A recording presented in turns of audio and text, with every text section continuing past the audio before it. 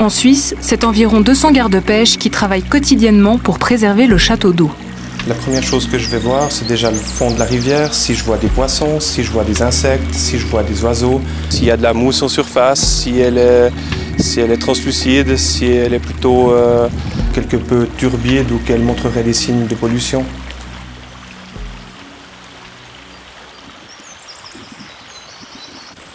Une grande partie de notre travail consiste également à, d'une part, faire de la prévention, mais également d'intervenir pour toutes les agressions à ce milieu aquatique, c'est-à-dire les pollutions des eaux. À l'affût des pollutions, les gardes-pêche vont réagir au plus vite pour limiter les dégâts. Le garde-pêche va déjà tout de suite essayer de retrouver la source de la pollution, donc mener les premières investigations pour pouvoir trouver d'où provient cette pollution et de pouvoir l'éradiquer au plus vite. S'il y a une mortalité de poissons dans la rivière, on va remonter le cours d'eau jusqu'à ce qu'on ne voit plus de poissons morts. Et en règle générale, le moment où il n'y a plus de poissons, il y a très souvent une canalisation qui arrive dans la rivière. Et c'est très souvent de par cette canalisation qu'est arrivée la substance polluante qui a tué le poisson.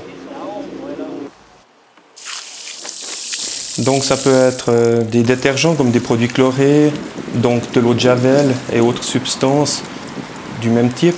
Donc c'est des résidus de produits de traitement, soit par les jardiniers amateurs ou alors par certains agriculteurs. Ce sont différents rejets liés le plus souvent à des accidents, mais qui pourraient provenir de certaines industries.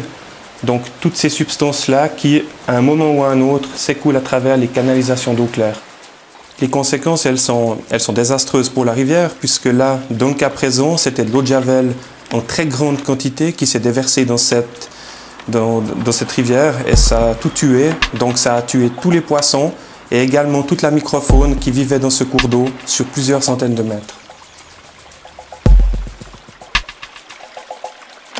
Le pollueur sera interpellé par le garde-pêche. Le but premier, c'est qu'il ne recommence pas.